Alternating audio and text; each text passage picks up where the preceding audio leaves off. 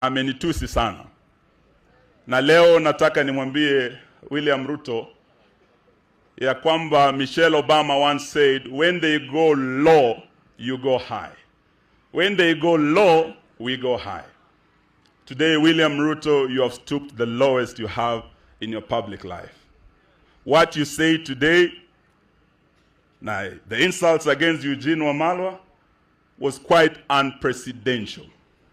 Very unprecedented. Na hii nataka nikuombe kwa heshima sana na kuheshimu. Mimi sijawahi kutusi. Ya kwamba ulikuwa na hasira hata ukataka kunichapa kofi. It is the truth. It's not an insult.